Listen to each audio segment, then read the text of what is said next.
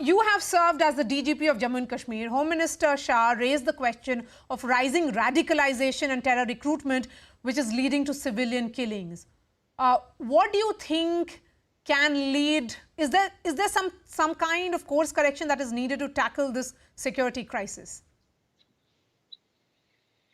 Yes, Maria. The fact remains that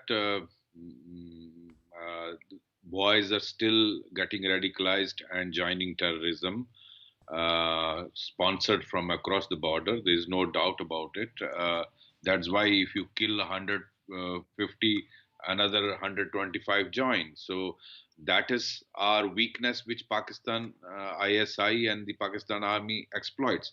As part of the Prime Minister Modi's outreach program, all the ministers were directed to visit Kashmir Valley and focus in their area. And Union Home Minister Mr. Amit Shah, being the highest official in the country, who is in charge of the internal security, I am glad that he could make first visit after abrogation of Article 370 and took a detailed review with all the intelligence agencies and security forces and first-hand interaction with them about the ground situation. Of course, there was a lot of improvement on the law and order front after abrogation of Article 370 in last 2 years. But then no one can deny this spike in killing of civilian targets, unarmed civilians, and minorities. And so it's a matter of concern for the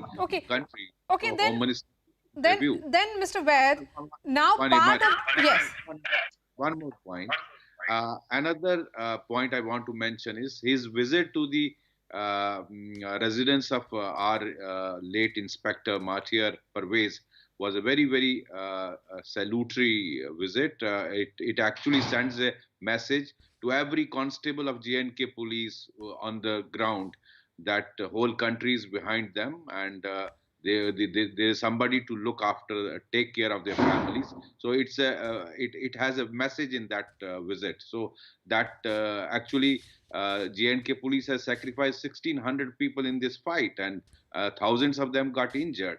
6 of the DG rank people survived attempt in their life and virtually injured very seriously. So no other police force in the country has faced such an onslaught. So it's a very message-loaded visit to that martyr's house. And would you say then, in that case, the politicians in the valley in particular should be standing with the government of India and speaking in one voice as far as these messages and the visit to families of the martyrs are concerned? Absolutely, Maria.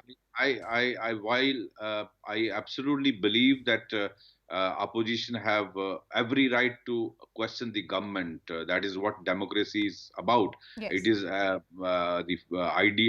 exchange of ideas, and you have every right to question. But then when everybody knows that all this is being sponsored from across by ISI and the army, Pakistan Army, on this issue, I think the way we fought in Punjab, every political party and all social and religious organizations who want peace, who are friend of people of Kashmir, must unite with the security forces and the nation to fight this proxy war, the covert war launched by Pakistan. Okay, Mohit Bhan, why are you then refraining from taking a united stand with the centre to encourage the crackdown on terror and reassuring migrants and minorities of safety?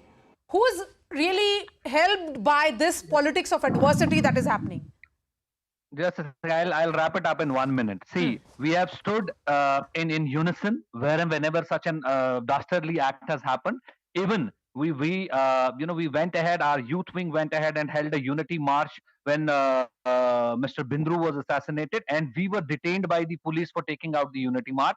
Miss Shireen was saying that who all politicians went there. Miss Shireen, you should go and visit some news portals and see that entire political class of Kashmir Valley went and grieved with the families. It was not like the Home Minister's visit, where in the last minute, the mourning families were paraded in front of the in front of the Home Minister. Instead of Home Minister visiting the grieving families, The families were brought into Raj Bhavan, and some for optics, some 10-minute grieving session happened there, which is against the ethics of Hinduism, to say the least. The third thing, which I would like to tell you, Maria, and the important thing which we are missing in today's visit, is that the rhetoric about the Pakistan has not come to the fore from the Home Minister. In his entire speech in Kashmir today, he has not even mentioned Pakistan once. The Sharjah Srinagar flight which was inaugurated today, the airspace has been opened by the Pakistan for that flight. So that means there is a back channel talks happening between the Indian government and the Pakistani government, and that is how the airspace has been opened for this flight, which is a very welcome step. And there has been an utter silence. Wait. There has been an utter silence over the Punch encounter from the highest office bearers in this government. Be it the defense minister, be it the home minister, be it the prime minister's office. You have made all your points. No, on the Punch encounter there has been an utter silence. Okay. So is it that the government is already talking with the Pakistan in the back? Fundamental difference with the way you think, with the way you wired, with the way you choose your language and your words. The way you said the people were paraded. I mean, look at the hatred you have for the Indian state. Look at the hatred you spew.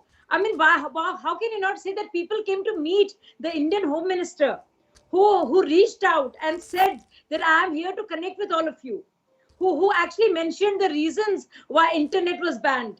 Just look at the language. You paraded the Mormons in front of the Home Minister. Have some shame, Shazia. Have some shame with this. Have some shame. I think you paraded the grieving family in front of the Home Minister. His Home Minister should have gone. Raj Bhavan said, Bandru Saab ke ghar ka distance 10 minutes ka distance hai. It is a 10 minutes distance from Raj Bhavan. He should have visited their family. If he could go to Navgam and visit the slain cops family, he should have gone and visited the minority communities' families. Why didn't he go and meet the minority community? Why didn't he visit the families of the minority community? Why did he parade them in front of him? Why did he parade them in front of him? So you are so insensitive. Your government is so insensitive towards the killings of the minorities. You always use minorities. You always use minorities. Before I give the final words to SP Vaid, 20 seconds each to Gohar and Shireen. Gohar, 20 seconds. And what you do to your own people. Gohar I'm sure I don't wish this upon your own family. What you wish. Maria, if these two, I would request them to please stop this verbal gymnastics. My last comment would be, when August 5 thing happened, there was a massive crackdown, and there was no internet for months. 55-day long internet shutdown, according to Access Now. And there was, 7,357 persons were arrested. And then the Corona curfew came. So when people talk about that there was some semblance of normalcy in those times, it was owing to that, prolonged crackdown and also the COVID lockdown. So now the reality is dawning upon everyone that nothing has changed in Kashmir.